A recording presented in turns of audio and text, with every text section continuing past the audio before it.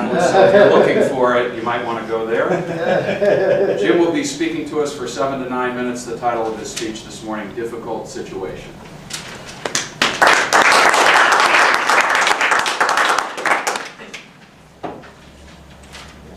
I gave the bike back.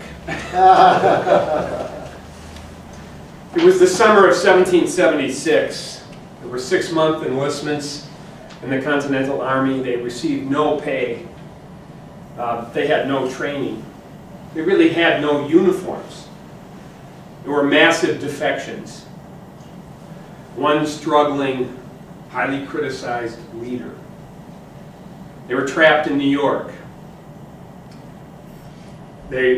Surrounding them were legions of British soldiers and ships. There was really no way out.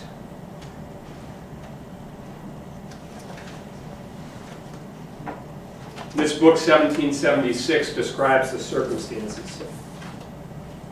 Incredibly, yet again, circumstances, fate, luck, providence, the hand of God, as would be said so often, intervened. Just at daybreak, a heavy fog settled in over the whole of Brooklyn, concealing everything no less than had the night. It was a fog so thick, remembered a soldier, that one could scarcely discern a man at 6 yards distance. Even with the sun up, the fog remained as dense as ever, while over on the New York side of the river there was no fog at all. At long last, Mifflin and the rear guard and the troops at Fort Sterling were summoned. It may be supposed we did not linger, wrote Alexander Graydon. Major Talmadge, who with his regiment was among the last to depart on the boats, would write later that he saw General Washington on the ferry stairs staying to the very end. Graydon estimated that it was 7 in the morning, perhaps a little later, when he and his men landed in New York. And in less than an hour after the fog had dispersed, the enemy was visible on the shore we had left behind. In a single night, 9,000 troops had escaped across the river. Not a life was lost. The only men captured were 3 who had hung back to plunder. The escape was highly unlikely. It was a debatable plan. It was executed flawlessly, and it worked perfectly. Beginning of this, what became the American Revolution, of course, was the Boston Tea Party. In December, it was December 16th of 1773, a raid by American colonists on 3 ships in the Boston harbor. They dumped 342 chests of tea into the harbor to avoid payment of a new tax on tea by the British government. The British reaction and the American reaction to the British reaction was what prompted, really, the catalyst for the American Revolution. We have many challenges.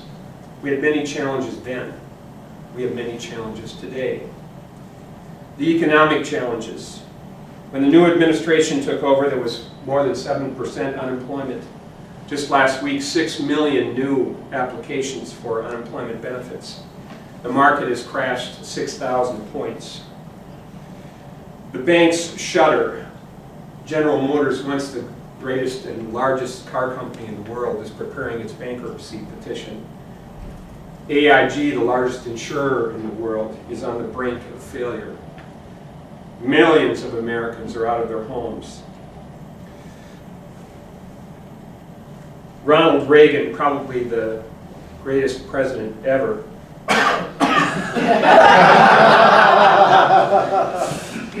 said recession is when your neighbor loses his job. Depression is when you lose your job. And this is the greatest challenge to our economic circumstances in 80 years, no doubt. We have more foreign and security challenges than possibly any time in many, many years. One commentator called it the greatest challenge to our security since Lincoln took over from Buchanan. A threat in Israel, 2 ongoing wars in Afghanistan and Iraq. Latest news, of course, is the piracy in Somalia. We have a healthcare crisis, 45 million Americans uninsured. And we have a new Tea Party. Crowds in Boston, Washington, D.C., New York, while many of those were disappointing a number to the organizers in Sacramento. They had 5,000 to 6,000 people yesterday protesting against the government, the new administration, deficits, taxes, bailouts, and the budget. Now, I'm not a critic of protests. Protests are as American as apple pie.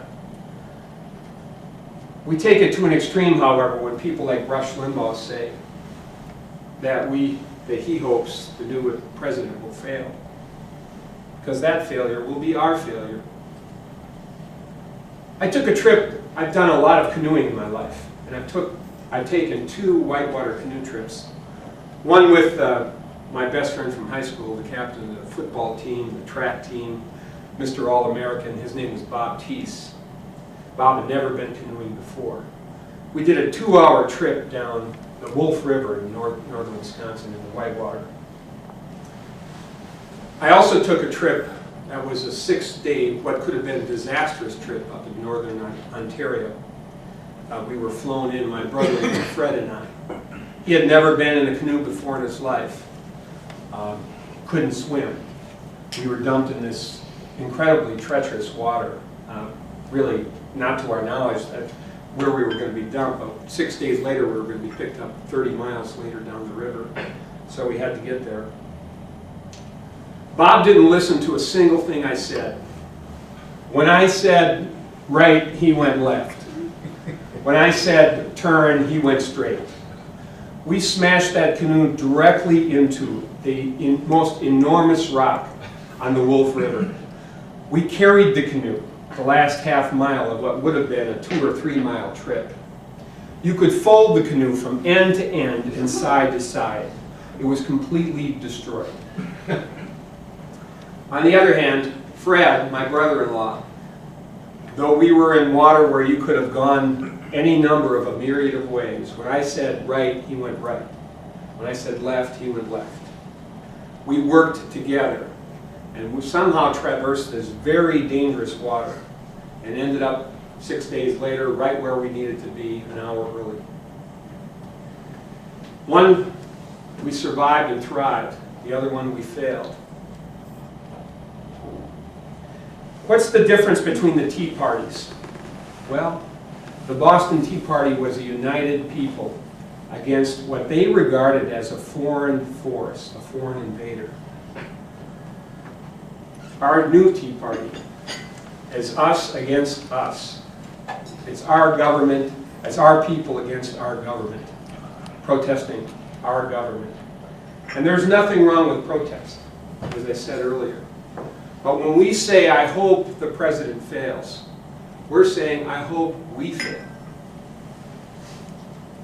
Back in 1776, people hung together.